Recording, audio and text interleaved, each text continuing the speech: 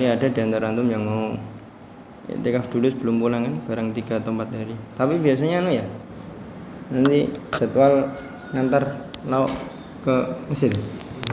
Tapi kan nggak semua. Oh, ini nanti bareng berarti sama apa namanya? Tarikh tasriknya semester 2. Hah? Semester 2?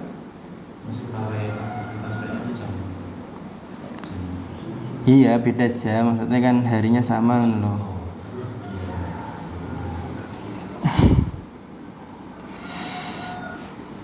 Ya, kita mulai. Bismillah. Assalamualaikum warahmatullahi wabarakatuh. Alhamdulillahi nahmaduhu wa nasta'inuhu wa nastaghfiruhu wa na'udzu bihi min shururi anfusina wa sayyiati a'malina may yahdihillahu fala mudilla lahu wa may yudlil fala hadiya lahu asyhadu an la ilaha illallah wahdahu la syarika lahu wa asyhadu anna muhammadan 'abduhu wa rasuluhu la nabiyya wa la rasula ba'dahu. Qala ta'ala fil Qur'anil Karim ya ayyuhalladzina amanu taqullaha haqqa tuqatih wa la tamutunna illa wa antum muslimun wa qala ya ayyuhalladzina amanu taqullaha wa qulu qawlan sadida yuslih lakum a'malakum wa yaghfir lakum dhunubakum wa may yuti'illaha wa rasulahu faqad faza fawzan 'azima. Wa qala rasuluna Muhammad sallallahu alaihi wasallam ittaqillaha haitsu ma kunta wa adbi sayyi'atal hasanata tamhuha wa khaliqin nasa bi khuluqin hasanin. Allahumma la sahla illa ma ja'altahu sahla wa anta taj'alul hazna idza syi'ta sahla. Allahumma anfa'na bima 'allamtana wa 'allimna ma yanfa'una warhamna fi majlisina hadza ya arhamar rahimin. Amma ba'du, ikhwatil hibba, ikhwatit talabah, arsyadakumullah ta'ala. Naftatih wa nabda awalan liqa'ana hadzal sabah bil basmalah. Alhamdulillah, kita bersyukur pada Allah Subhanahu wa taala. Pagi hari ini kembali Allah Subhanahu wa taala memberikan nikmat sehat pada kita, nikmat Islam dan iman dalam kondisi berpuasa, dan kita semuanya pagi hari ini kembali melanjutkan kajian kita, upaya dan usaha kita untuk bisa lebih memahami, mengilmui, menambah bekal dalam rangka nanti bagaimana kita berkiprah dalam halaqat Qur'aniyah di berbagai tempat dan dalam berbagai format. Tentunya meskipun ini baru persiapan, baru mengkaji bagaimana cara memanage halaqah Al-Quran, insyaallah apa yang kita lakukan pagi hari ini, sebelum-sebelumnya dan seterusnya nanti sampai selesai, insyaallah juga akan dihitung sebagai satu amal soleh oleh Allah Subhanahu wa ta'ala. Yang penting ikhlas, yang penting sungguh-sungguh, serius, tidak tidur, tidak sengaja ngantuk. Kalau ngantuk nggak sengaja, insya Allah tidak masalah. Tapi kalau ngantuknya disengaja itu masalah. Ngantuk nggak disengaja terus ditahan, malah pahalanya lebih besar daripada yang tidak ngantuk. Karena yang nggak ngantuk tidak dapat pahala menahan ngantuk, tapi yang ngantuk dapat pahala menahan ngantuk. Ngantuk aja tuh kalau gitu. Kalau disengaja tidak boleh. Paham ya maksudnya ya? Oke, maafillah, saya absen dulu. Hanif, Haidar, Amr, Fatih, Fauzan, Fakhri, Anugrah, Hasan, Prasetyo, Rosyid, Mu'ad, Mufti. Ahad kemarin masuk ya? Mas Mufti ya?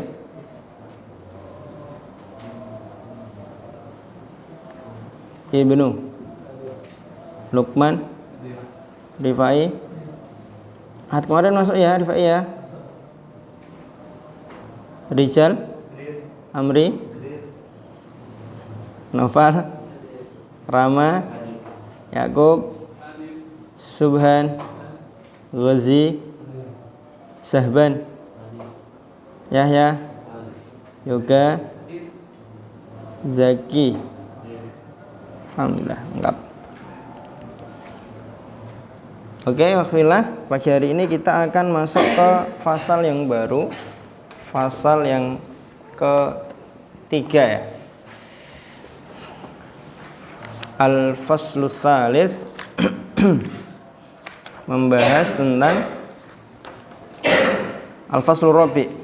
Kita masuk ke Al-Faslu Rabi', mushkilatun wa hululun. Mushkilatun wa hululun. Al-mabhas al-awwal, al-mushkilat al-ammah ad-daimah, dan tamhidnya pagi hari ini akan disampaikan oleh Akhi Yakub. Kalau memang dirasa terlalu panjang, nanti boleh dipotong-potong atau tanpa dibaca Arabnya, diambil kesimpulan dan titik tekannya saja. Begitu. Tafadhol, Yakub.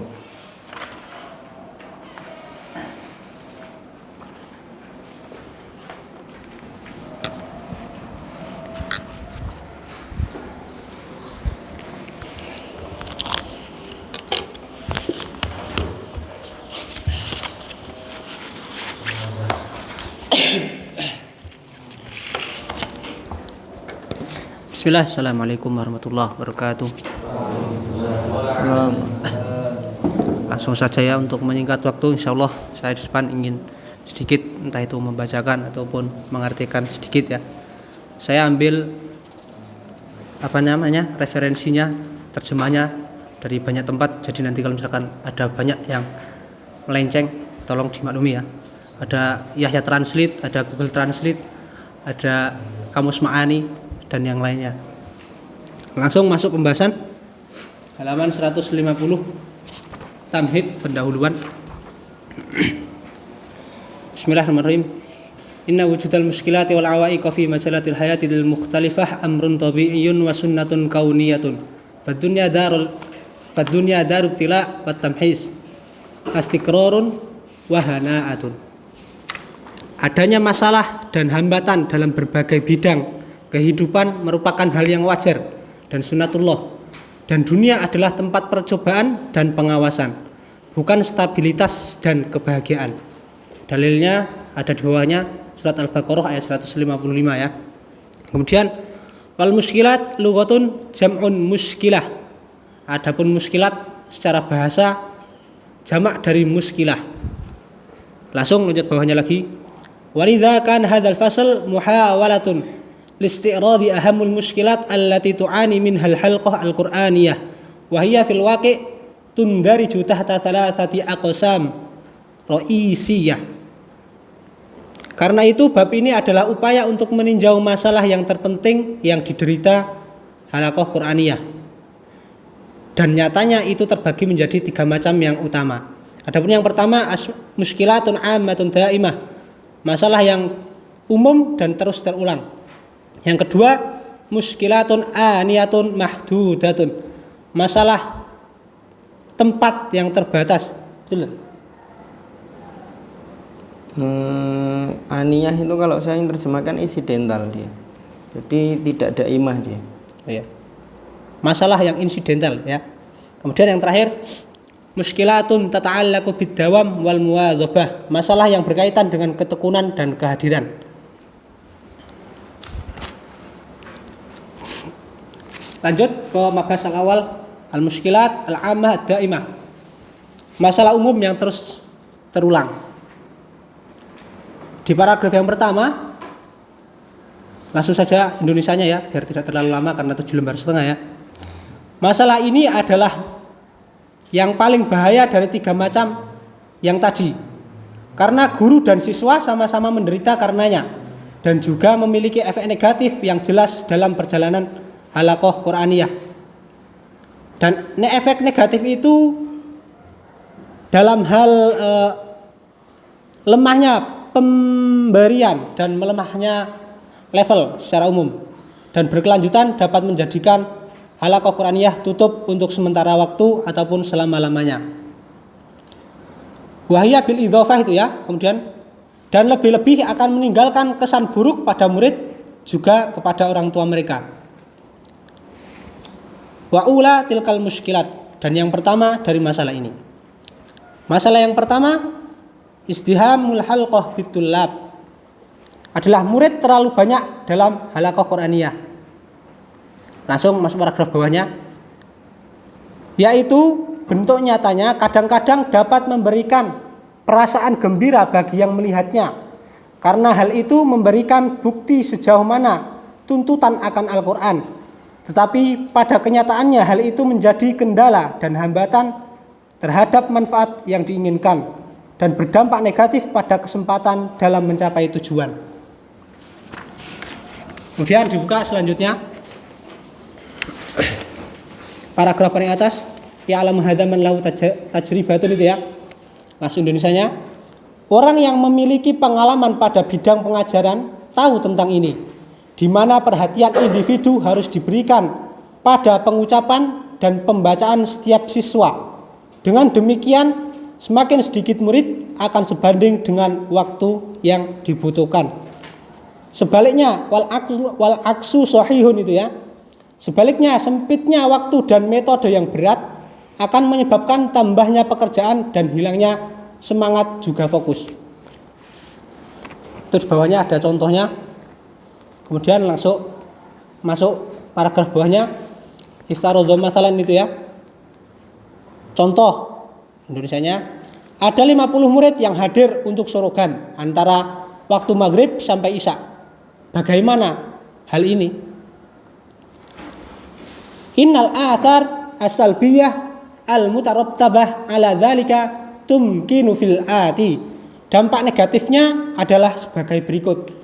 Adapun yang pertama, dhi'fu tarkis fi amaliyatai. Lemahnya fokus pada dua proses ataupun pada dua pekerjaan, yaitu memberi dan menerima. Wadzalika, bawahnya langsung diluncat, wadzalika litawatturil muallim bi kathratil adat wa bu'dat talib an markazit taujih. Karena guru tegang dengan jumlah murid banyak dan murid jauh dari tempat bimbingannya. Adapun efek negatif yang kedua, lujuul muallim ila wasailid tirariyah. Guru memaksa menggunakan sarana cadangan. Kemudian yang ketiga, ihtimalu wuqu'i manazi'ati bainat thalabah. Meremehkan ataupun membiarkan keadaan yang tidak nyaman pada murid, seperti sempitnya tempat dan lain-lain. Langsung pindah ke halaman selanjutnya. Paragraf paling atas, wa kulluha atharun salbiyatun wadhihatun tastad'i hululan jidriyah syamilah, itu ya. Semuanya memiliki efek negatif yang jelas yang membutuhkan solusi yang menarik, kecuali dalam hal lemahnya atau kurangnya tempat dan tidak adanya waktu yang pas. Langsung paragraf bawahnya lagi, wa fi hali tawaffuril imkanat wa malaimatiz dzuruf fa innal halla yumkinu fi ihdat tariqatain at-talitain. Jika kemampuan tersedia dan waktunya sesuai, solusinya terletak pada salah satu dari dua cara berikut ini. Yang pertama, taqsimul halqah al-um. Intinya, menjadikan induk halaqah menjadi bercabang dengan membagi siswa menurut usia dan tahun sekolah mereka tanpa memperhatikan perbedaan tingkat penguasaan Al-Quran.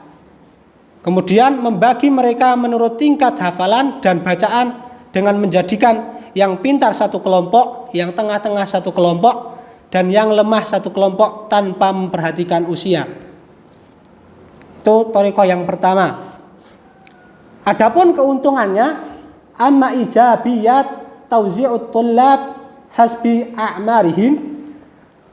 Adapun keuntungan membagi siswa menurut usia adalah ruangan atau medan dalam metode ini terbuka bagi yang lemah untuk mengambil manfaat dari yang kuat. Fal majal fi hadhihi thariqah maftuhun listifadati dhaif minal qawi. Itu ya. Kemudian bawahnya, adapun keuntungan bagi mereka yang menuntut Adapun keuntungan membagi mereka menurut tingkat hafalan dan bacaan adalah guru akan memiliki kuantitas dalam mengajar. Mana ini? Mawadi' muwahhadah fil hifdzi aw tajwid. Ini ya. Final muallim sayutamakkanu bidzalika min tadris mawadi'un muwahhadah fil hifdzi aw tajwid.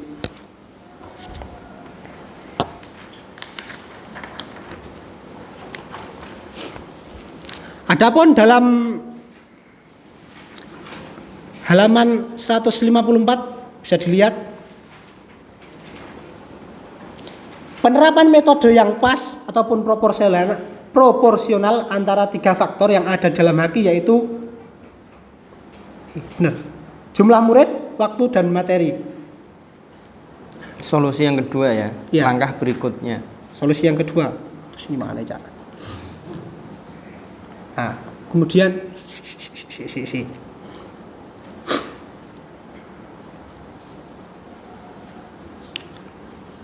kemudian yang kedua, i'timadu thariqah at-tunasib at-tardi bainal awamil ats-tsalatsah al-makunah lil halqah al-Qur'aniyah. Itu tadi yang cara yang kedua ya.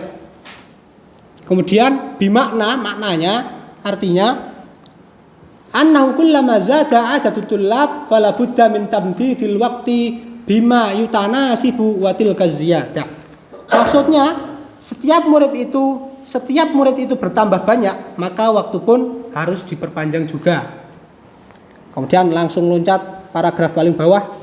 Nih, 3 faktornya apa aja? 3 faktor pembentuk halaqah Qur'aniyah. 1, Ini. Adadut tullab, 2, wal waqt wal madah al-muqarrar. al-muqarrarah. Jumlah santrinya, waktunya sama materinya. Itu harus disesuaikan antara 3 itu. Disinkronkan. Standarnya apa? Standarnya itu yang dicetak tebal itu. Sa'atun atau sa'atan zamaniyatan wahidatan likulli asyrati tullabin. Waliman hajin yahwi asalibut tadris at-taliyah. Jadi 1 jam itu untuk 10 santri dan untuk 1 kurikulum atau 1 program yang di dalamnya itu sudah include masuk ada talqin, ada tasmi', ada murojaah, ada tajwid, ada tafsir. Standarnya 1 jam untuk 10 anak atau 10 santri. Terus Langsung paragraf paling bawah yang cetak tebal. Amma fi hali adamu tawaffuril imkanat. Adapun dalam hal kurangnya kemampuan seperti adanya 1 guru, kurangnya uang, maka bagi guru dapat memilih 3 solusi ini dengan memperhatikan bahwa ini berada dalam urutan yang tepat.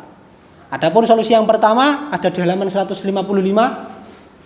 Langsung Indonesianya saja. Kurang lebih membagi halaqah dengan menyandarkan 2 kaidah, yaitu dibagi jadi 2 atau 3 atau seterusnya, dan dibedakan waktu hadirnya. Jam masuknya dibedakan. Kalau dibarengkan kan terlalu banyak, maka solusinya dibagi menjadi beberapa halaqah, tapi jam masuknya dibedakan. Halaqah 1 masuk ba'da subuh, halaqah 2 masuknya duha, halaqah 3 masuknya ba'da duhur. Paham ya? Ya.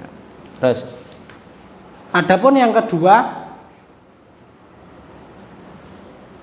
jika tidak memungkinkan hadir sesuai metode yang pertama tadi, maka guru menggabungkan 2 halaqah tadi pada waktu yang sama dan meminta bantuan beberapa murid untuk mengkondisikannya.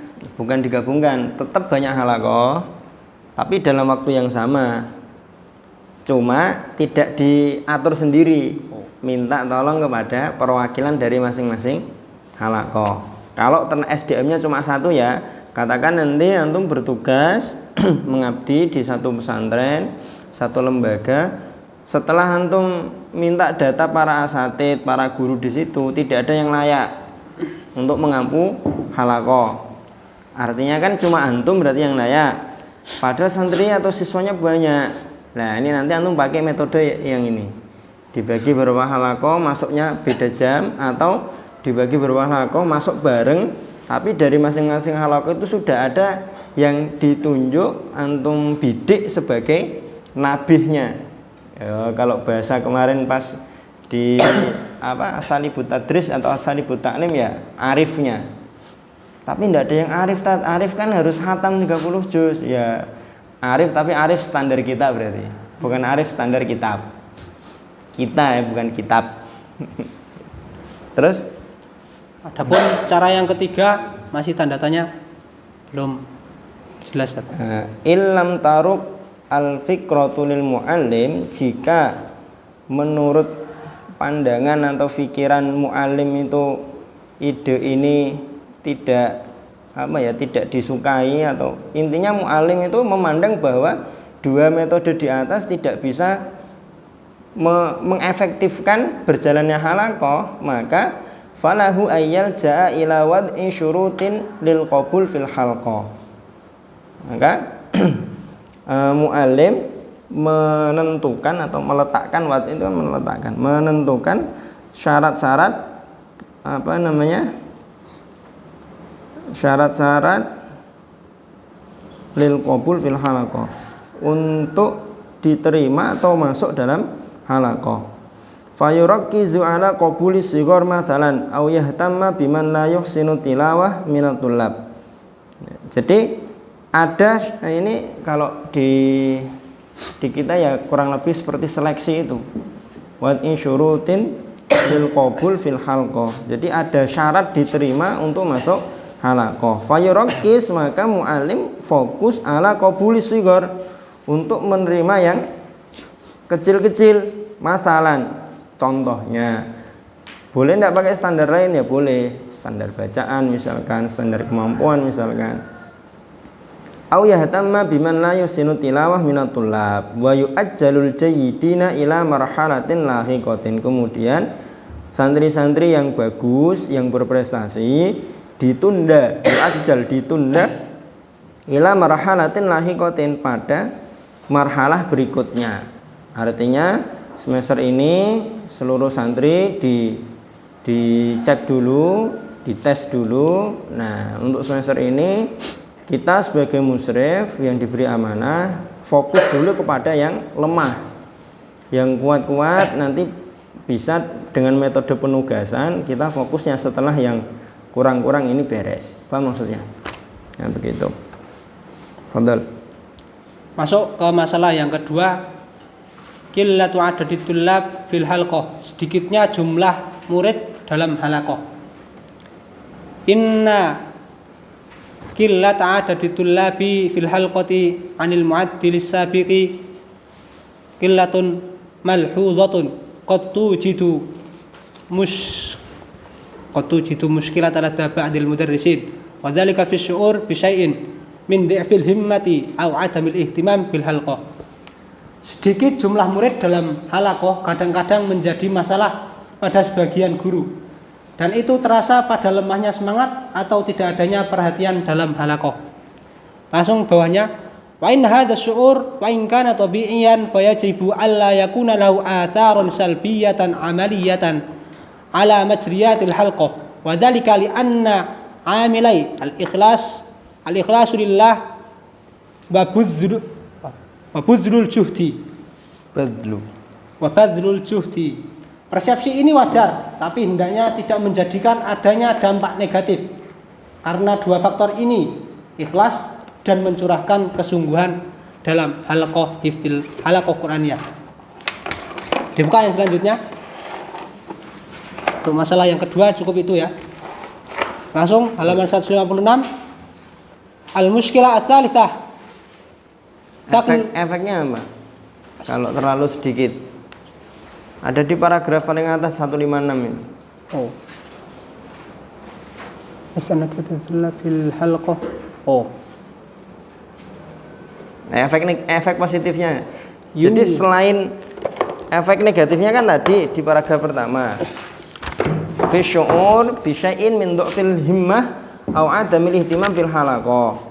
Jadi ketika santri itu terlalu sedikit, nanti si mu'alim akan merasa ini kok pada orang-orang kok lemah ya cita-citanya, perhatiannya terhadap Al-Quran kan gitu, akan muncul perasaan seperti itu otomatis ya. Wah ini kok sedikit sekali ya, ini yang daftar kok sedikit sekali, ini jangan-jangan emang kan gitu kan, akan timbul persepsi atau pemikiran seperti itu. Nah efek positifnya sebenarnya kalau santri itu sedikit, itu yufiru fi haqiqati fursatan mumtazatan lil muallim li ziyadati tarkiz wal ihtimam bi kulli talibin ala hiddatin.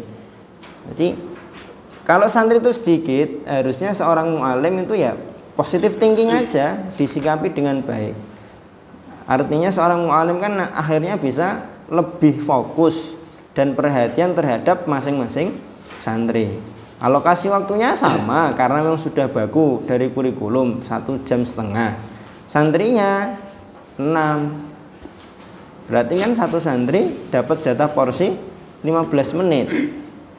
Artinya lebih maksimal. Harusnya seperti itu. Wa aitauhu waqtan atwal fit ta'lim wal mutaba'ah tarbawiyah. Bisa memberi waktu yang lebih panjang dalam taklim dan tarbiyah. Itu efek positifnya. Terus masuk masalah yang ketiga, saklul manhaji al-muqarrar, beratnya kurikulum yang ditetapkan. Walaha suratan, dan dia mempunyai dua bentuk. Yang pertama, banyaknya maudhu ataupun judul yang sudah ditetapkan atau kurangnya waktu. Adapun gambaran yang kedua adalah susahnya mata pelajaran dan tidak sesuainya mapel pada kelas itu. Amma fi suratil ula fatajidul muallim qad arhaqa nafsahu wa taqatul labahu bikafatin asali bita'limi fil halqah wa adhafu ilaiha syai'an.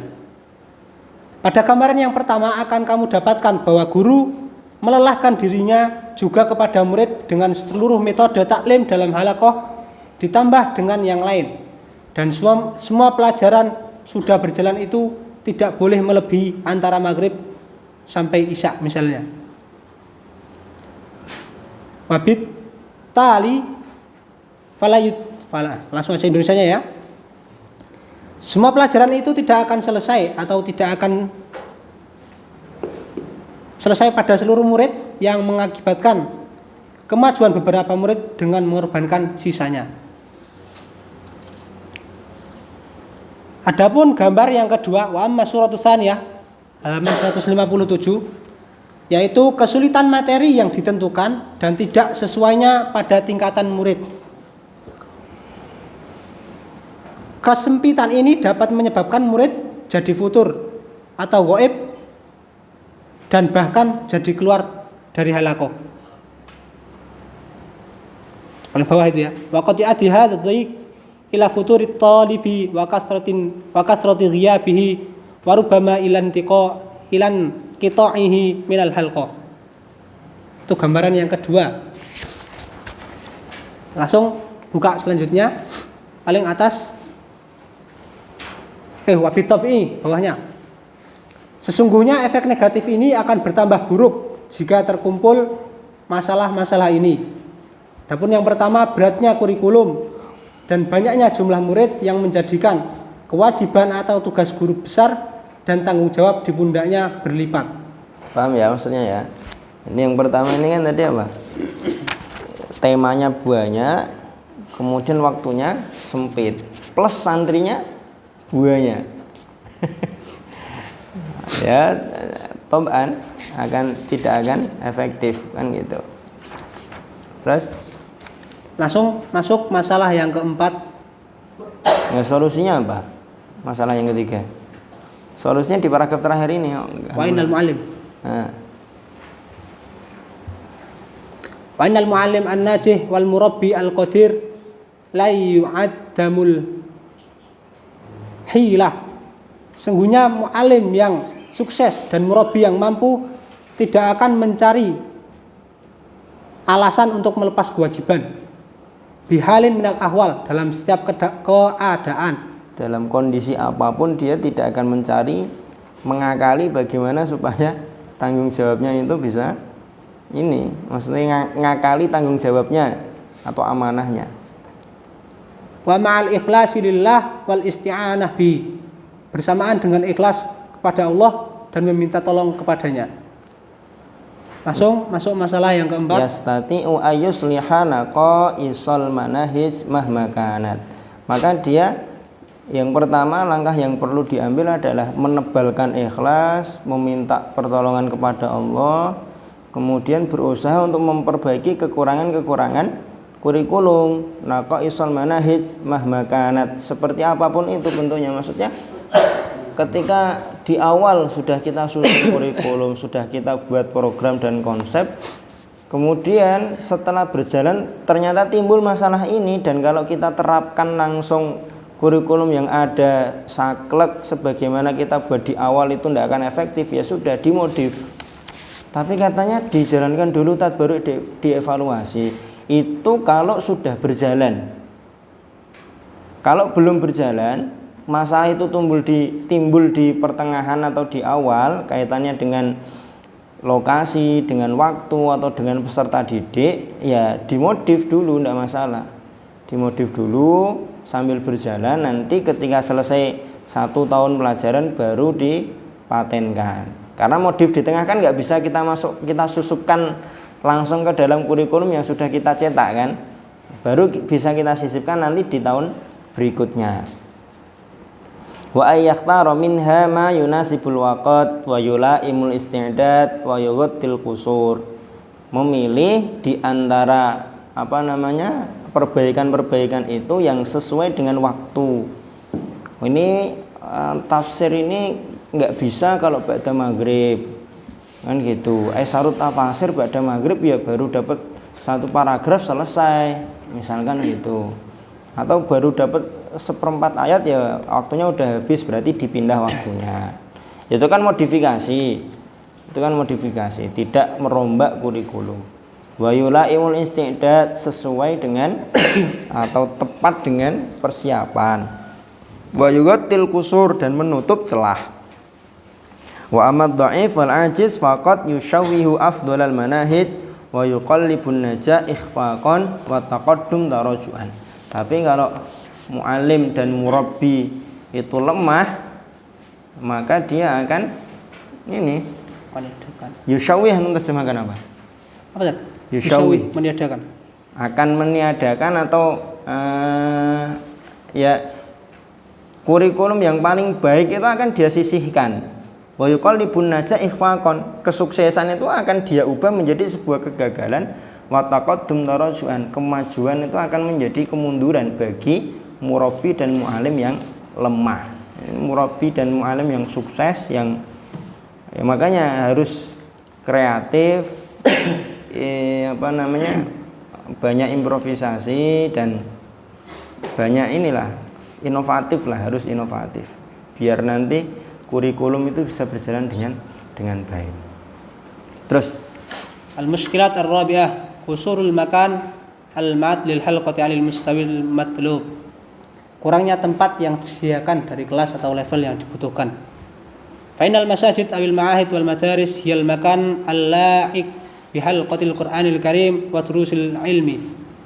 Sampai paragraf paling bawah, masjid, ma'had dan sekolahan adalah tempat yang tepat untuk halaqah Qur'aniyah dan mempelajari ilmu. Jika tidak mungkin, maka tidak ada salahnya menggunakan rumah untuk tujuan ini. Adapun yang diamati di beberapa negara, siswa ataupun murid membuat halaqah di pinggir jalan, bawah pohon yang mengalami panasnya musim panas dan dinginnya musim dingin, dan mereka menderita penyebaran penyakit dan polusi udara. Langsung paragraf berikutnya, inna 'alal muallimi ayyuhrisa 'ala ikhtiyar. Artinya guru hendaknya hati-hati dalam memilih tempat yang cocok untuk halaqah Qur'aniyah. Jika tidak di masjid, maka di tempat yang sepadan dengan nilai Al-Qur'an dalam jiwa.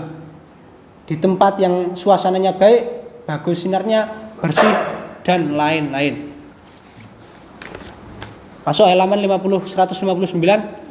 Sebentar, standar tempat yang baik berarti apa aja nih? Banyak tadi. Yang pertama, makan al-makan yunasib waqadril Qur'anil Karim fin nufus. Yang sepadan dengan nilai-nilai Al-Qur'an dalam jiwa. Jangan sampai halaqah Qur'an tapi di tempat yang tidak merepresentasikan kemuliaan Al-Quran kan gitu. Kecuali memang tidak ada tempat lain, ya di kandang nggak apa-apa, atau di pinggir kandang ya nggak apa-apa. Kalau memang tidak ada tempat lain. Tapi kalau ada tempat lain yang lebih representatif ya lebih baik tempat yang lebih representatif. Terus Wa yakunu jayyidut tahwiyah. apa itu? Baiknya suasana yang baik. Suasana yang baik, tidak terlalu bising. Terus Husnul idha'ah, pencahayaan yang bagus. bagus, yang cukup. Jangan terlalu ya di tempat yang gelap, kurang cahaya. Kasihan santrinya nanti melihat Al-Qur'annya sampai matanya nempel dengan Al-Qur'an, kan kasihan. Gitu. Kalau mati lampu gimana Ustaz? Nah, itu di antara yang perlu diantisipasi, karena ketika mati lampu kan tidak husnul idho'ah. Lah bagaimana caranya supaya husnul idho'ah? Bisa dengan beli lilin, bisa dengan beli lampu teplo, atau bisa juga dengan beli genset. Kan gitu. Nadhifan, bersih. Terus la yata'arrad Litayyarat al-ibar. apa itu? Atau tidak terjatuhan tai paling Tidak apa namanya? tayyarat. Tayyaratil gubar itu debu ya. Jadi bukan tempat yang banyak debunya gitu loh maksudnya. Aw yaqrubu min amakina tajammu'in nafayat. Nafayat apa? Enggak tahu. Enggak terjemahkan. Ya, yang berikutnya ini satu tadi kan sesuai dengan nilai-nilai Al-Qur'an. Yang kedua suasananya bagus. Yang ketiga pencahayaannya baik. Yang keempat bersih. Yang kelima dia tidak tempat yang banyak debu atau perkumpulan orang banyak. Makanya yang berikutnya yang keenam tuh hadian. Hadian apa? Tenang, ya kan? Hening, enggak ya, tapi heningnya jangan hening kayak kuburan ya. Yang ketujuh ba'idan an dawdha'it thariq, jauh dari pinggir jalan. Jauh dari kebisingan atau pinggir jalan. Gitu. Jadi antara faktor-faktornya ini ya intinya merujuk pada satu, tempat itu nyaman untuk halaqah. Tempat itu nyaman untuk halaqah. Makanya kalau mau bikin pondok tahfidz itu memang yang lebih baik dan lebih bagus itu di pedesaan. Apa? Di pelosok. Secara tempat tuh insya Allah tidak butuh terlalu banyak dana lah. Bikinkan saung aja insya Allah kalau di atas sawah yang teras ring itu pakai saung satu gazebo. Gazebo satu itu untuk 5 atau 7 anak kan udah cukup. Saya main ke Salman Al Farisi teman Tawangmangu itu udah keren sekali, udah nggak perlu AC, ada saung-saung. Tawangmangu tuh AC nggak apa ya, buat penghangat.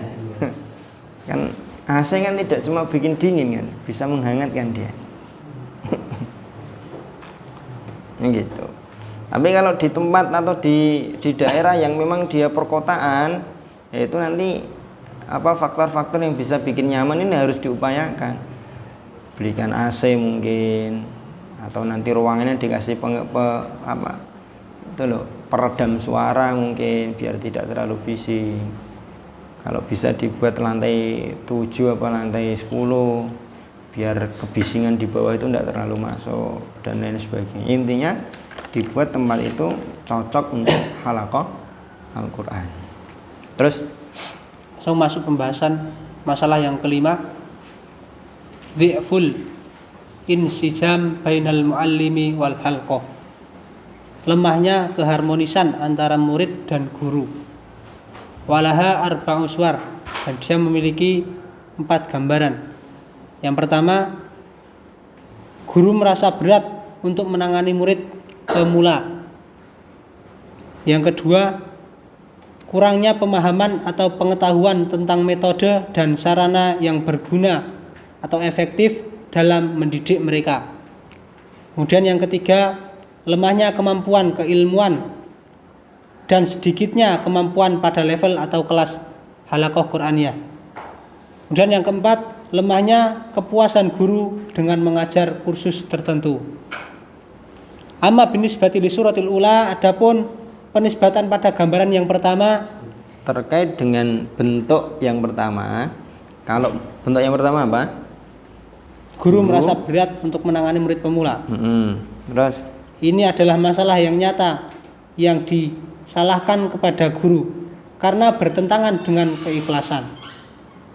Dan perasaan ini lama-lama akan memberi efek negatif. Di antaranya wa inna istimrari hadha syur di halaman 160 itu ya. Efek negatifnya paragraf yang pertama, cuman efek negatifnya susah ngartikannya. Tinggal mana? 160 paling atas. Wa inna istimrara hadha syu'ur fi nafsil muallim qad yuaddi ila al-adid min al-athar as-salabiyah. Terus menerus tumbuh atau menetapnya perasaan berat, tidak mampu, sehingga dia tidak mau ngobrol dengan santrinya. Qad yuaddi seringkali menimbulkan beragam efek negatif. Wa minha di antaranya ini kan yang maksud apa bawahnya? Itu kan. Nah, wa minha di antaranya jafa'u muamalatihi lit-thalib. Kekakuan muamalah dia dengan santri. Kaku atau apa? Jafa itu kan kemarau.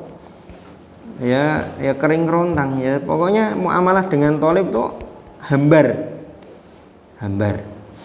Wa rubama ittiba'u atau itba'u uslub bisyiddah fit tadris tanfisan anid dhaik fi nafsi. Sehingga nanti bisa jadi mu'alim akan menggunakan metode syiddah dalam pengajaran. Padahal syiddah kan masuk dalam kategori al-akhta al-manhajiyah. Mimma yuaddi ila nufurin nasyi' minal mu'allim. Di mana kalau guru atau ustadz itu keras, kaku, atos, akan menjadikan an-nasyi' ila nufurin nasyi' minal mu'allim. Para pemuda atau santri-santri yang baru dengan dia nanti akan kabur, menjaga jarak dengan dia. Wabitali efek berikutnya dhu'fu istifadatihi minhu. Kalau santri itu sudah tidak pengen atau tidak condong kepada dia sebagai ustadz, ya berikutnya nanti santri akan kurang istifadahnya. Istifadah itu belajar mengambil faidah. Ya Amri ya,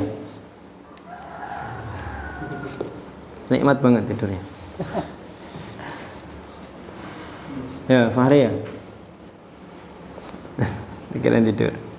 Terus Al-ilaj, obatnya bahasa Indonesianya ya. Penuntut ilmu harus melihat orang-orang yang di atasnya dari kalangan ulama. Tuh ada para yang kurung itu loh. Insirafu nadrihi ila kathrati man dunahu minal juhal duna man fawqahu minal ulama fa innahu laisa mutanahin fil ilmi illa wasaya jidu man huwa a'lamu minhu. Penuntut ilmu harus melihat orang-orang yang ada di atasnya dari kalangan ulama. Herannya kebanyakan murid pandangannya tertuju pada orang-orang yang bodoh daripada para ulama. Karena tidak ada pengecualian kecuali dia akan mendapati bahwa dia lebih berilmu darinya. Paham? Ini insirafu nadharihi ila kathrati man dunahu minal juhal duna man fawqahu minal ulama. Santri atau kebanyakan thalabatul ilm itu yang mereka lakukan, yang menjadi sebab banyak dari para penuntut ilmu itu ujub, bangga terhadap dirinya sendiri itu apa? Dia lebih banyak melihat kepada orang yang ada di bawahnya daripada melihat orang-orang yang ada di atasnya dalam aspek ilmu. Karena dia melihat, oh, saya ini mungkin kampung ya cuma saya yang punya ilmu ini. Bahkan mungkin satu pulau Jawa, satu Sulawesi yang punya ilmu ini ya mungkin cuma saya. Karena terlalu lebih sering melihat orang yang ada di bawahnya dalam aspek ilmu, tidak memandang bahwa oh ternyata ada ya yang lebih alim dari saya. Nah, itu nanti akhirnya akan ujub. Mutanahin nanti terjemahkan apa? Mutanah, pengecualian. Pengecualian. Fa innahu laisa mutanahin fil ilmi, sesungguhnya tidaklah pengecualian ya. Tanaha ya tanaha, tafa'ala tinaha, mutanahin fil ilmi illa sayyidu wa huwa a'lamu minhu. Sesungguhnya tidaklah ada apa ya mutanahin itu ya. Orang yang menggeluti ilmu, orang yang berselancar dalam ilmu itu mesti dia akan melihat bahwa ada orang yang lebih pintar dan lebih alim dari dia. Maksudnya itu gitu. Kalimat fa innahu laisa mutanahin fil ilmi illa wa sayajidu man huwa a'lamu minhu. Orang yang bergelut dengan ilmu, belajar terus itu mesti dia akan mendapati orang yang lebih alim dari dia sampai mati. Dia tidak akan pernah memosisikan dirinya sebagai orang yang paling alim. Kenapa? Semakin dia belajar, semakin dia sekolah, semakin dia baca kitab, semakin dia memperbanyak sanad, matan apapun itu, mesti dia akan mendapati ternyata ada orang yang lebih alim dari saya, ternyata ada orang yang lebih alim dari saya, sampai nanti mati. Kalau dia nanti mengalami satu fase di mana dia menganggap diri itu paling alim, ketika itulah dia sedang tidak alim. Itu gitu. Lanjut. Langsung ke halaman 161. Amma suratu tsaniyah, adapun penisbatan pada gambaran yang kedua tadi ya, kurangnya pemahaman atau pengetahuan tentang metode dan sarana yang berguna. Pada paragraf yang pertama pembahasan ini wahya isasul muallim bi dirayatihi bil asalib wal wasail al matlubah. Ini adalah perasaan guru tentang kurangnya pengetahuan tentang metode dan sarana yang diperlukan. Adapun fal ilaj, obatnya bagi guru untuk menyerahkan tugas mengajar mereka kepada seseorang yang lebih mampu untuk itu. Ayyata'al muallim muhimmata ta'limihim liman huwa aqdaru minhu ala dzalik. Itu ya obatnya ya. Kemudian adapun penisbatan pada gambaran yang ketiga, lemahnya kemampuan keilmuannya dan sedikitnya kemampuan pada level inna dhi'fa qudratil muallimi, sudah dibuka itu ya. Nah, lemahnya kemampuan guru mencegah murid dari kesuksesan. Tuh, gambarannya seperti itu. Adapun obatnya langsung fayakunu bil insihab, yaitu dengan menarik diri. Idz wujida man huwa aqdaru ala idaratil halqah. Jika guru merasa di dalam hatinya lemahnya kenyamanan atau ketertarikan untuk mengajar, maka ia harus menggali alasan di balik itu. Adapun gambaran yang keempat, gambarannya lemahnya kepuasan guru dengan mengajar kursus tertentu. Nah, kursus itu mengajar sesuatu yang lain itu maksudnya. Fa idza sya'aral mudarrisu qalbiyan bi dhu'fir rahah awil injidab li tadrisi halqatin muayyana. Yang tadi itu. Hah? Ini gambaran yang tadi itu. 1 2 3 4. Nah, tak baca dulu. Iya. Enggak, maksudnya halqah kok antum terjemahkan dengan kursus ya? Ini kan ya. Kalau saya memahaminya itu kalau memang antum terjemahkan dengan kepuasan ya. Jadi ada mu'alim itu yang dia ketika mengajar satu halaqah tertentu itu dia merasa enggak plong gitu loh. Enggak puas gitu. Dan wa ihsasu bi darurati taghyir li asbabin muayyanah, dan dia merasa ini harus ada perubahan ini. Harus ada perubahan. Itu gitu. Karena di antara penyebab kurang harmonis kan ini masalah yang kelima kan intinya itu tidak ada keharmonisan atau kurang harmonis antara guru dengan Halakoh. Guru dengan halakohnya. Nah, yang keempat itu bentuk ketidakharmonisannya, sebab ketidakharmonisannya itu karena guru merasa tidak puas ngajar satu halakoh tertentu. Ya, terus Dia masalah Erman tadi. Gambaran yang keempat langsung ya Indonesianya. Jika guru merasa di dalam hatinya lemah, udah langsung masalah yang keenam. nah, solusinya apa? Oh, nyeritakan masalah nggak ngasih solusi.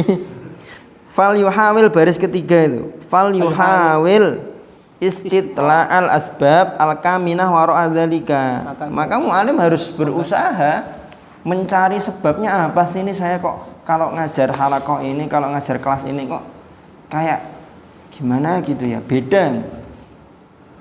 Ngajar di kelas juga gitu sama. Saya pernah ngalami kayak gitu, ngajar satu kelas tertentu merasa seneng, bahagia, begitu selesai itu merasa sudah amanah itu tertunaikan dengan tuntas. Mengajar materi tertentu. Tapi ketika ngajar satu kelas yang lain, ini kok kayak gimana ya? Kayak ada yang ganjel gitu, kurang plong gitu. Saya pernah ngalami kayak gitu. Karena melihat mungkin dari santri ada yang kayak ini kayaknya santri ini kayak nggak pengen belajar, tapi kalau nggak saya ajar kok ini jam ngajar saya kan gitu kan. Tapi mungkin setelah dijelaskan ditanya kok nggak ada yang paham, nggak ada yang benar jawabannya gitu kan. Akhirnya timbul ada perasaan ini ya kayak kurang plong gitu loh. Atau yang pernah ngajar mungkin tahu ya rasanya ya, kalau yang belum pernah ngajar mungkin nggak tahu rasanya. Nah gitu, maka fal yuhawil istitla al asbab al kamina wara'a dzalika. Dicari sebabnya apa? Fala alal uslub lam yakun ala nahwil matlub. Bisa jadi mungkin sebabnya karena metode yang dipakai tidak sebagaimana yang diinginkan atau ditetapkan. Aula alla hunaka ba'dus salabiyat fi syakhsiyatihi yang bagi tadarukuha. Atau bisa jadi mungkin dalam diri si mu'alim ada faktor-faktor negatif, ada aura negatif yang harus dia temukan apa itu faktor negatifnya, aura negatifnya itu apa. Kalau sudah ketemu ya dihilangkan, kan gitu. Mungkin faktor negatifnya karena kalau sebelum ngajar nggak mandi dulu misalkan. Oh iya, kemarin pas saya ngajar sebelumnya mandi tuh enak rasanya, semangat, fresh gitu. Tapi pas ngajar belum mandi kok, nah, berarti sebabnya karena belum mandi. Atau mungkin sudah mandi tapi karena afan ya, maaf ini, tapi karena mungkin keteknya itu cepat basah dan tidak terbiasa pakai deodoran, akhirnya kan nggak nyaman. Mungkin di antara ya, antum atau di antara kita yang punya diberikan rezeki oleh Allah Subhanahu wa taala seperti ini, kaitannya dengan ketiaknya, dengan keteknya, pasti akan pernah merasakan kondisi seperti itu, udah mandi tapi karena memang cepat berkeringat karena faktor apapun ya, tidak harus gemuk loh orang cepat berkeringat itu, bisa jadi nggak gemuk tapi lemaknya banyak, bisa jadi. Ora teh. Ora. Kan saya kan nggak gemuk tapi lemaknya banyak kan. Nah, saya kan nggak gemuk tapi lemaknya banyak. Yang mungkin sudah mandi tapi baru selang 2 atau 3 jam ngerasa udah badannya itu pliket, lengket. Udah ngerasa lengket, udah ngerasa kayaknya butuh mandi lagi gitu loh. Mungkin ada yang ngerasa seperti itu sehingga nggak nyaman. Untuk ngajar pun akhirnya kurang nyaman. Bisa jadi di antara faktornya itu. Atau mungkin lupa atau tidak sempat gosok gigi sehingga ketika ngajar rasanya kurang. Nah, itu harus ditemukan oleh seorang mu'alim. Harus seperti itu. Iya seperti itu. Karena kita sedang adaul ilmi. Kita mengajarkan ilmu yang oleh para ulama salaf terdahulu kan sampai mandi dulu, sholat dulu, wudhu dulu kan. Imam Bukhari itu kan kita tahu kan, setiap hadis yang beliau tuliskan dalam Sahih Bukhari itu diawali dengan wudu, dengan sholat kan bahkan. Seperti itu kan. Ya jangan digampangkan, nggak apa-apa lah. Gampang, dulu saya sudah pernah belajar bab itu. Hari itu ada jam ngajar, tidak mandi dulu, tidak belajar dulu. Akhirnya ketika ngajar udah, bahasa ini apa ya dulu saya lupa. Duh, pas itu saya ngantuk lagi. Nah, misalkan gitu kan. Akhirnya enggak Mri, bukan kamu. Dan lain sebagainya. Harus ditemukan itu, harus ditemukan. Wa illa fala harat ayyusihal majal liman ya'nas min nafsihi rohah wal injidab li tadrisi tilkal halaqah wa ayyabhathahu wa amma tatmainu ilaihi nafsuh wa yartah lahu qalbuhu. Kan gitu. Kalau tidak ketemu atau sudah digali tidak ketemu memang ya bolehlah bagi dia untuk minta kepada mas'ul, hafid atau kepada mudir, Ustaz mohon maaf Ustaz, saya kalau ngajar halaqah ini kok bla bla bla bla bla bla bla disebutkan, kemudian bagaimana kalau untuk halaqah ini saya tidak usah dikasih jadwal, biar Ustaz yang lain aja daripada malah timbul efek yang negatif. Itu kalau sudah mentok ya, betul. Kalau sudah mentok ya, kalau belum berusaha untuk mencari sebabnya jangan gitu dulu, jangan nyerah dulu.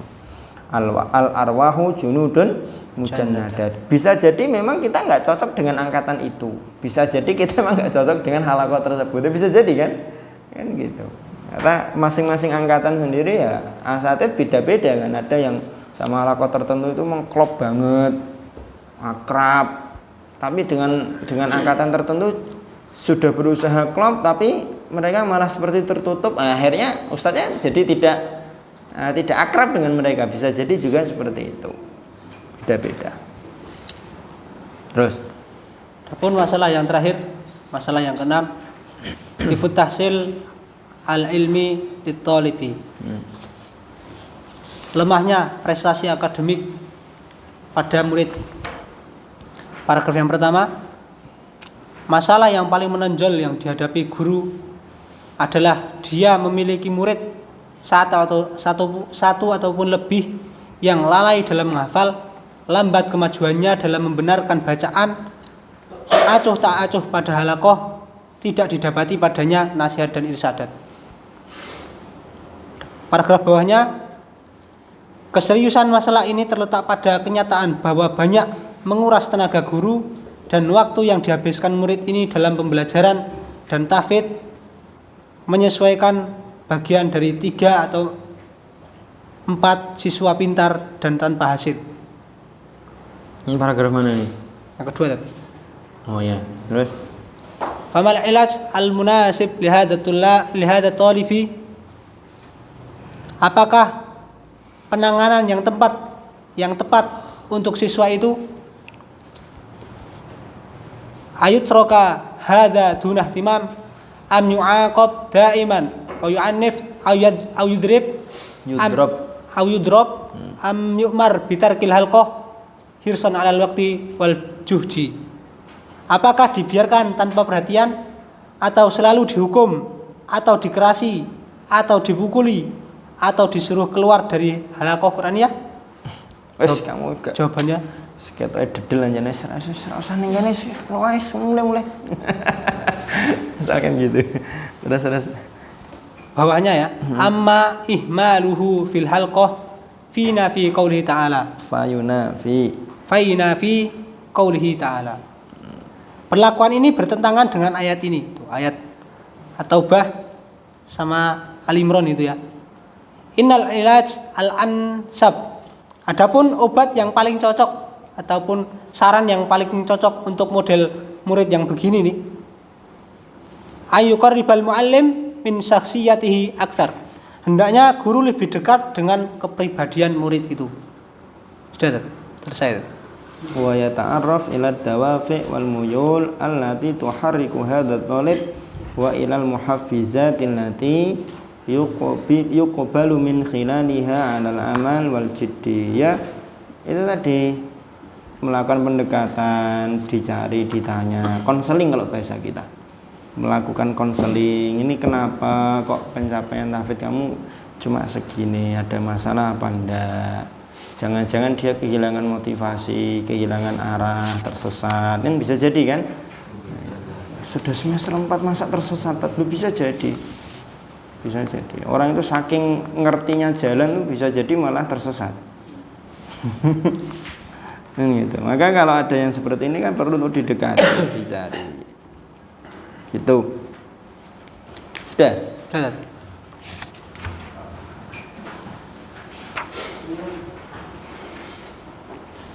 Fadhal, ditutup dulu. Ya. Sebelumnya minta maaf ya karena tidak memahamkan teman-teman, karena saya sendiri aja paham aja susah ya.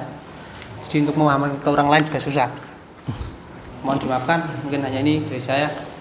Assalamualaikum warahmatullahi wabarakatuh. Assalamualaikum warahmatullahi wabarakatuh.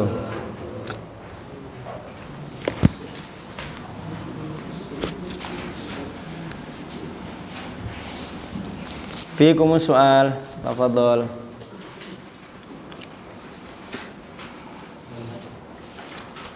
Wujud. Ya, Usman.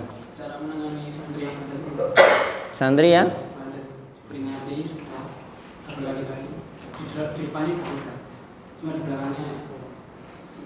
Lah kok ngerti kalau di belakang dia gitu? Ya, Kak Antum dapetinnya gimana?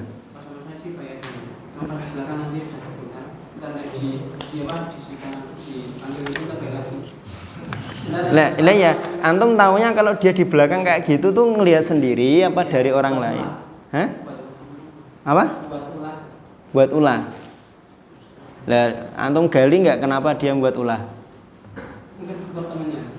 Faktor temennya. Lah ya itu berarti yang perlu dicari itu kenapa kok dia jadi bandel. Karena gini ya, kalau saya pribadi ya belajar dari pengalaman dan banyak nasihat dari mudir kita Ustaz Arif Sodikin. Orang itu melakukan kesalahan itu bisa jadi tidak murni karena keinginan dia sendiri, ya kan? Bisa jadi karena satu itu tadi, karena emang faktor dia sadar dan ingin. Yang kedua, kadang itu ada orang melakukan kesalahan karena dia tidak tahu kalau itu salah. Ada santri itu dalam pandangan Asad itu bandel. Ketika kita sidang, dia nggak ngerasa kalau dia bandel. Lo pernah lo ada kayak gitu santri? Anu ngerasa salah nggak kayak gitu? Enggak, biasa aja.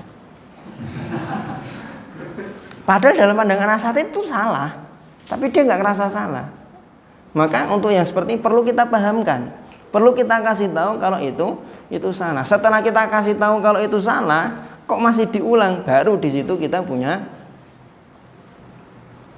punya momen untuk memberikan sanksi, baik secara moral atau fisik ya, mental atau fisik.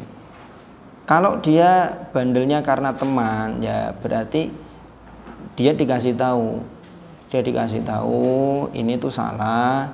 Walaupun teman-temanmu ngajak kamu kayak gini ya, tidak kemudian karena banyak temanmu lakukan kemudian ini menjadi benar.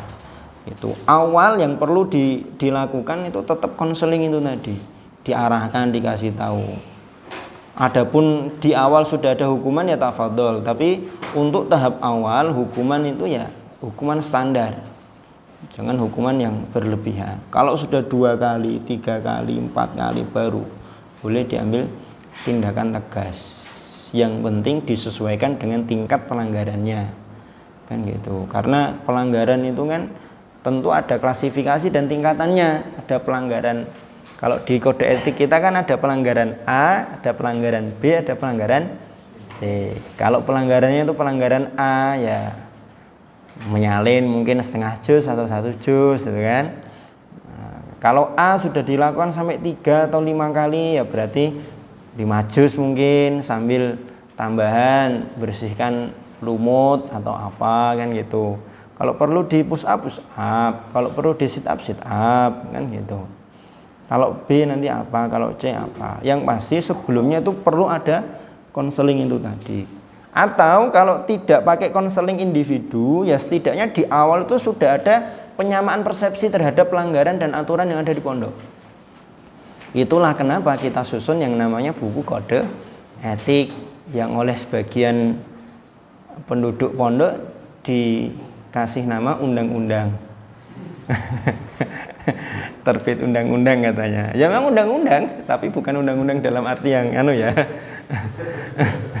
Itu dalam rangka untuk menyamakan persepsi, menyamakan pemahaman kita terhadap aturan yang berlaku di pondok. Tidak cuma untuk para santri, untuk para asatid. Karena kadang asatid ada yang berbeda menyikapi dan memberikan hukuman terhadap satu pelanggaran yang sama. Makanya kita butuh ada penyamaan persepsi itu tadi. Jadi kode etik itu tidak cuma untuk murid, tidak cuma untuk santri, tapi juga untuk para asatid. Barangkali ada asatid yang dia baru atau sudah lama, tapi mau kita ajak untuk menyusun, mau kita ajak untuk musyawarah menyepakati poin apa aja yang ada di dalam kode etik itu, kok kayaknya nggak, kurang sopan kalau kita ajak karena sudah sepuh misalkan. Ya sudah disusun aja untuk kemudian kita kasih, sehingga nanti ketika beliau menyikapi satu pelanggaran tertentu nanti ada acuannya. Oh, ada acuan yang disepakati bersama, santri ini melanggarnya ini, berarti saya kasih hukuman ini, kan gitu. Apa maksudnya ya? Gitu. Jangan, wah ini bocah munafik tenan. Di hadapan saya aja nggih, mantuk-mantuk, di belakang ternyata bikin onar. Oh, njaluk dikuampleng. Panggil, ditanya, nggak ngaku, nggak ngerasa bersalah. Kamu itu salah tapi nggak ngerasa bersalah. Padahal memang dia betul-betul nggak tahu kalau itu salah. Kan malah dolim nanti. Ujung-ujung nanti kita malah dolim. Gitu ya. Dan banyak yang dipraktekkan oleh lembaga-lembaga pendidikan yang mengatasnamakan taksil, itu kan memang metode yang digunakan kan metode kekeluargaan. Nah, bentuk metode kekeluargaan itu tadi memang konseling dulu. Yang sebelumnya diawali dengan ini, membangun chemistry, membangun keharmonisan antara mu'alim dengan tulab. Kalau belum ada harmonisasi, belum ada chemistry, belum ada hubungan yang erat antara mu'alim dan tulab, kemudian menggunakan metode kekeluargaan, ya nanti pelanggaran itu ya di depan nggih tat. Nanti selesai diulang lagi karena tidak merasa ada hukuman moral yang ngefek. Tapi kalau orang itu akrab dekat, katakanlah misalkan ya di antara antum ada yang melanggar, kemudian karena memang sama saya itu udah akrab, udah deket, terus tak bilang, saya tuh sedih loh lihat antum melanggar. Kira-kira ngefek nggak sama dia? Ngefek, karena dia ngerasa ya Allah, saya kok bikin sedih Ustaz Farid ya, gitu. Mestinya kan gitu. Beda dengan orang yang, lu siapa kok ngerasa sedih? Beda kan? Beda efeknya, kan gitu. Diawali dengan itu tadi. Yang penting dekat dengan santri itu jangan terlalu berlebihan. Kalau dekat dengan santri sampai berlebihan, santri ini dipijeti, ya. Standar dekatnya, standar akrabnya kalau saya pribadi yang saya terapkan itu ya jangan sampai kedekatan itu mengakibatkan santri meremehkan kita. Kalau sudah mulai timbul ada gelagat-gelagat santri meremehkan kita karena kita akrab dengan dia, maka kita harus mulai jaga jarak sama dia. Ada santri itu yang akrab dekat dengan saya, tapi ketika pelajaran kok malah dia bocah iki kok malah rak toto ning kelas ya. Karena ya akhirnya setelah itu kemudian ya kita jaga jarak. Mungkin dia terlalu merasa akrab sehingga kemudian menganggap kita seperti temannya sendiri, kan akhirnya kemudian adab-adab yang seharusnya kepada ustadz itu tidak dipakai. Ya kita memang dalam bergaul, berteman harian ya seperti teman, tapi kan kalau sudah posisinya mu'alim dan tholib kan adab itu harus betul-betul diterapkan dan dipakai, kan seperti itu. Begitu kurang lebih. Nah, tentunya nanti bagaimana tindakan dan sikap itu juga perlu dikomunikasikan dengan banyak elemen di lembaga terkait, dengan kesantriannya, dengan mudirnya. Kalau perlu komunikasi dengan wali santrinya, ya komunikasi dengan wali santri, kan gitu. Assalamualaikum, niki dengan walinya. Subhan nggih Ustaz, pripun Ustaz? Pripun Pak kabare Pak? Alhamdulillah, saya Ustaz. Pripun Ustaz? Alhamdulillah. Pripun niki Ustaz, ada apa kok tiba-tiba nelpon? Nggih niki Subhan kok sampun ping 3 keluar komplek mboten izin. Lah terus ten Jawi niku kok malah kedapatan ngerokok. Misal ten griya napa Subhan niki ngerokok nggih, Pak? Mboten, Ustaz. Di rumah itu ndak pernah ngerokok nganu Tat. Di rumah mboten nate nggih, Pak. Kalau di luar rumah sama temennya gimana, Pak? Lah nggih niku kula sing mboten ngertos, Ustaz. Oh nggih nek ngoten. Lah niku pun valid Ustaz kalau Subhan memang ngerokok. Nggih, Pak, kita pergoki di kantong celananya itu ada satu plat, Pak, misalkan gitu kan. Dan dia sendiri sudah ngaku. Lah pripun niki, Pak, kita apakan? Nggih monggo Ustaz. Manut Ustaz mawon di kampung nggih mboten napa-napa. Nggih, Pak, siap. Kalau ada komunikasi dengan wali malah bagus. Itu diantara trik lah, diantara. Karena jarang ada pondok yang maksudnya hubungan dengan wali santri itu bisa lancar, bisa rumit, itu jarang loh. Betul jarang. Kalau antum nanti bertugas terus bisa membawa membawa efek positif kaitannya dengan hubungan dengan wali santri itu bagus. Itu bagus. Karena ada pondok-pondok itu yang anaknya sudah sakit 5 hari, 6 hari orang tuanya belum tahu. Ya kan? Kalau kita di sini kan minimal kalau kita tidak komunikasi sama orang tua ya kita suruh anaknya untuk ngabari orang tuanya biar orang tua itu tahu kalau anaknya sakit kan gitu kan. Anaknya kabur nggak ada di pondok udah 5 hari orang tuanya belum tahu misalkan. Ada juga pondok-pondok yang kayak gitu. Dosen saya S2 itu dosen psikologi pendidikan, padahal dosen psikologi anaknya mondok kabur dari pondok sudah lebih dari 5 hari. Tapi pondok nggak ada ngabari sama sekali kepada bapaknya, kepada dosen saya. Anaknya itu kemudian bilang, Bi, saya tak keluar aja dari pondok. Lah ngopo kok keluar? Karena pondok gini. Diceritakan semuanya, kemudian sama dosen saya itu disesuaikan dengan fakta dan realita. Ternyata kok sinkron, ya sudah nggak apa-apa kalau kamu keluar dari pondok. Gitu. Nah kalau nanti antum bisa membawa unsur komunikasi yang baik dengan orang tua itu bagus. Itu bagus. Ya, kita sudah 2 tahun atau 3 tahun terakhir ini berusaha untuk mengadakan kumpul sama wali santri tapi belum terlaksana. Mau pakai Zoom juga kok banyak wali santri yang nggak bisa Zoom kan. Bukan nggak bisa karena nggak ada kuota, pengoperasiannya nggak bisa kan. Akhirnya ya sampai hari ini memang belum. Paling kita komunikasinya melalui grup WA. Kita kan ada grup WA wali santri perangkatan. Ada kegiatan apa kita share, ada ini apa kita share. Ya alhamdulillah beberapa wali santri ada yang memberikan feedback baik. Alhamdulillah semoga anak-anak ini gitu. Ada yang kalau yang paling sering sih transferan sih emang. Di grup. Ustaz tolong kasih tahu Ustaz, saya sudah transfer ke ini. Nggih Bu, nanti segera kita kasih tahu. Seringnya transfer. Tapi di luar itu ketika kita upload antum makan bareng itu ya ada yang itu. Ada lagi fadhol. Kaitannya dengan al-mushkilat al-ammah ad-daimah. Bang Mufti. Oke.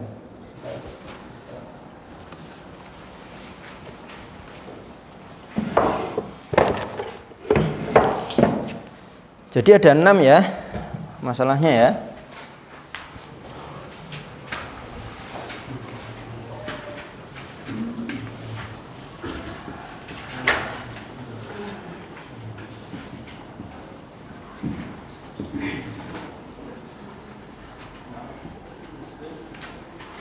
Atau terus menerus.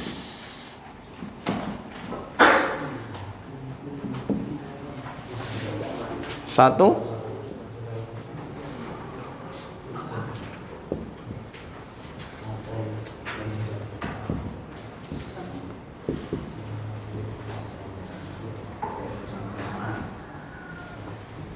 anggota haki terlalu banyak, santrinya terlalu banyak. Ada 2 kemungkinan. Yang pertama itu kalau kondisinya itu memungkinkan bahasa kita apa ya, memungkinkan untuk ideal. Yang kedua tidak memungkinkan, imkanat dan adamul imkanat itu loh. Kalau memungkinkan untuk ideal, maka solusinya ada 2 langkah tadi ya. Ada 2 langkah. Yang pertama, membagi halaqah. Yang kedua, menyesuaikan atau sinkronisasi 3 faktor. Membagi halaqah ini bisa menggunakan 2 standar.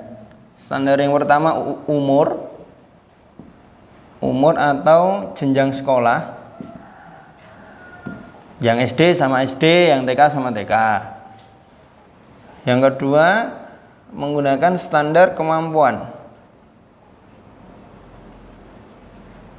Standar kemampuan. Yang pintar sama yang pintar, yang tidak pintar dengan yang tidak pintar. 3 faktor ini tadi, jumlah santri, kemudian waktu, kemudian materi. Kalau tidak memungkinkan, solusinya ada 3. Yang pertama, membagi halaqah. Membagi halaqah ini metodenya sama seperti ini, bisa dengan umur atau dengan kemampuan. Kemudian membagi halaqah dan jam masuk atau jam pelajaran. Yang kedua sama membagi halaqah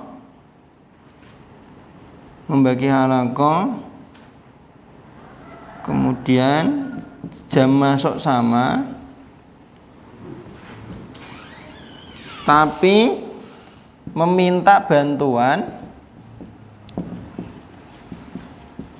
dari santri untuk mengawasi. Terus yang ketiga tadi caranya adalah dengan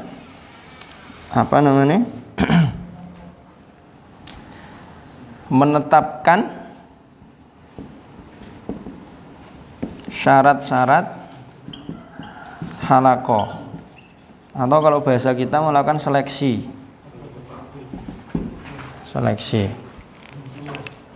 kan,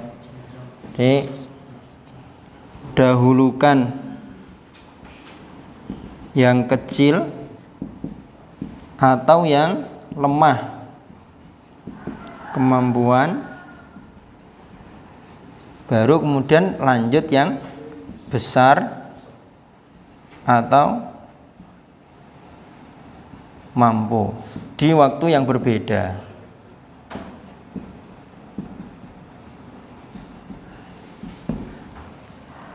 Ada gambaran ya?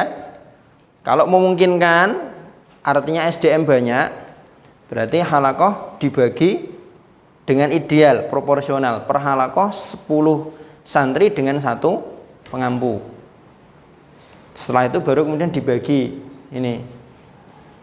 Oh, karena ini per halaqah jumlahnya 12, berarti ya jam tahfidz kita, jam pelajaran kita 1 jam 20 menit misalkan. Karena 12. Atau lain sebagainya. Intinya disesuaikan, disinkronkan dengan 3 faktor itu tadi. Kalau tidak memungkinkan untuk ideal, karena SDM-nya terlalu sedikit mungkin, atau jam pelajarannya yang terlalu sedikit mungkin, nah maka bisa melakukan di antara 3 metode ini. Dibagi, kemudian jam masuknya yang dibedakan, atau dibagi masuk bareng, cuma tidak kita sendiri yang ngontrol, minta bantuan dari perwakilan halaqah, atau bisa juga minta bantuan dari asatidz yang lain. Yang penting standar pengawasannya sudah ditetapkan. Paham maksudnya? Misalkan tasmi'. Nah, tasmi' itu dalam 1 halaman maksimal berapa kali salah. Nah, itu harus distandarkan. Atau pelajaran masuk pembahasan tentang kalimat isim. Nah, standar kalimat isim itu betul-betul tersampaikan materinya dan ditangkap oleh santri itu apa? Itu setidaknya harus ada kesamaan persepsi kaitannya dengan pengawasan. Yang ketiga, diadakan seleksi, didahulukan yang kecil-kecil atau yang kurang mampu, setelah selesai baru kemudian yang besar-besar atau yang mampu.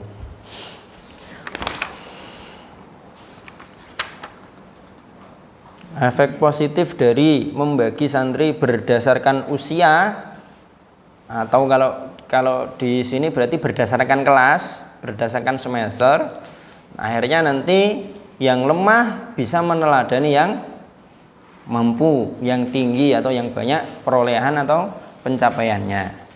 Kalau pembagian itu berdasarkan kemampuan, nanti akan efek positifnya akan timbul jiwa-jiwa untuk saling berlomba-lomba. Saya harus sungguh-sungguh nih biar nanti semester depan bisa masuk halakohnya, misalkan halakohnya Ustadz Fulan, karena halakohnya Ustadz Fulan itu isinya adalah santri-santri yang berprestasi misalkan. Kalau di sekolah-sekolah umum biasanya kan menggunakan abjad, ya kan?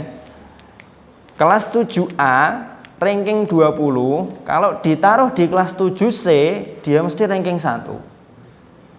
Paham maksudnya? Kalau di umum kan banyak yang menggunakan metode itu kan. Jadi kalau ditanya kamu kelas 7 apa? 7G. Ya sudah itu. Tapi beda dengan kamu kelas apa? Kelas berapa? Kelas 7A. Ranking berapa kemarin? 15. Good.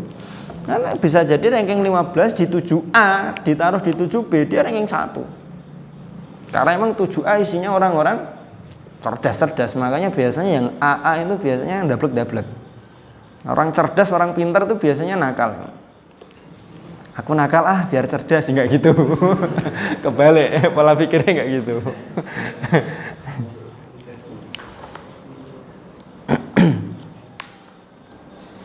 Yang kedua, problemnya adalah anggota halakoh terlalu sedikit. Terlalu banyak ya masalah, terlalu sedikit juga masalah. Kalau terlalu sedikit ini, efek negatifnya yang timbul nanti guru akan merasa semangat dia akan berkurang, akan memiliki persepsi santri-santri sudah mulai berkurang minatnya terhadap Al-Quran dan lain sebagainya. Tapi sebagai seorang mu'alim yang baik, murabbi yang baik, harusnya menggunakan kesempatan sedikitnya santri, sedikitnya halakoh atau anggota halakoh yang dia ampuh untuk lebih banyak memberikan waktu dan fokus serta perhatian kepada santri. Terus yang ketiga, Faklul manhajil muqarrar, beratnya kurikulum atau program yang ditetapkan. Sudah nih? Sudah? Belum? Beratnya kurikulum ini nanti ada dua kemungkinan. Kemungkinan yang pertama, berat karena terlalu banyak tema, atau temanya nggak banyak, cuma waktunya yang sedikit. Atau kemungkinan yang kedua, materi atau tema-tema dalam kurikulum itu terlalu sulit dan tidak sesuai dengan level santri. Sudah habis waktunya ya? Saya kalau lewat nerjang waktu nanti saya melakukan al-akhta al-manhaji.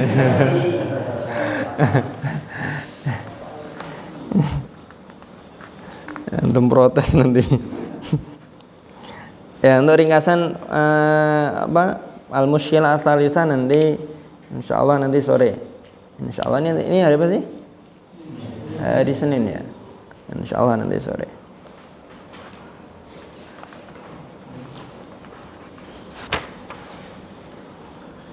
Kalau yang keempat kan lokasinya yang tidak representatif. Tadi tinggal diupayakan gimana biar representatif. Kalau perlu dipisah, pisah nggak apa-apa. Misalkan modelnya itu pondok tapi pondoknya pondok ulum syar'i bukan pondok tahfidz. Kalau emang perlu dipisah lokasinya nggak apa-apa dipisah. Gitu. SMP atau SMA, kalau memang perlu ada lokasi khusus untuk yang ngambil jurusan tahfidz dipisah nggak masalah. Dalam rangka untuk memberikan tempat yang cocok untuk dia, untuk mereka. Yang kelima tadi kurang harmonisnya hubungan antara mu'alim dengan halaqah. Ada 4 bentuk tadi ya. Tuh nanti minta ringkasannya sama Yakub, kayaknya Yakub udah ringkas. Yang keenam, pencapaian akademik yang kurang dari santri. Begitu, nanti sore subhan, apa gozi dulu? Subhan. Subhan ini nanti al-mushkilat al-aniyah al-mahdudah. Sampai halaman berapahan kamuan?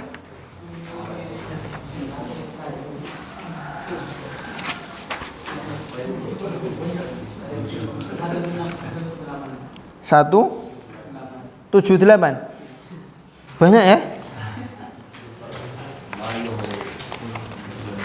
Sudah itu baca semua?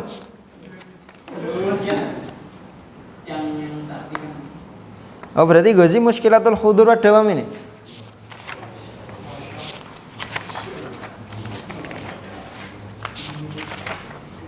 Paling dikit gozi ya?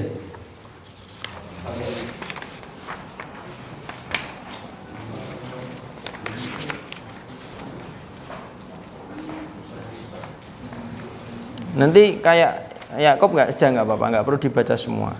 Ini kan intinya kan muskilat aniyah mahdudah ini kan muskilah sesama santri.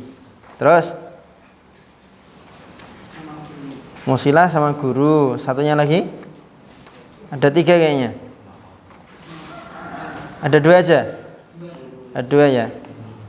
Ya muskilah sama santri sama muskilah dengan guru. Nah kalau muskilah sama santri itu nanti ada apa aja poin-poinnya. Begitu ya, Subhan ya. Besok pagi berarti gozi, terus gozi selesai ya. Gozi selesai sampai fasal khamis. Wahyudin berarti Rabu pagi. 1, 2, 3, 4, 5.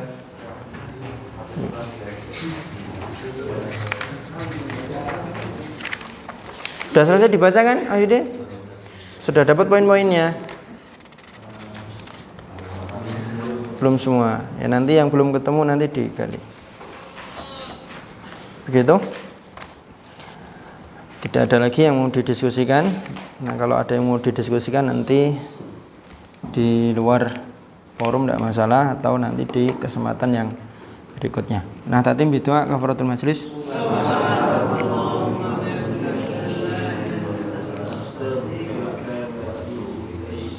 Assalamualaikum warahmatullahi wabarakatuh.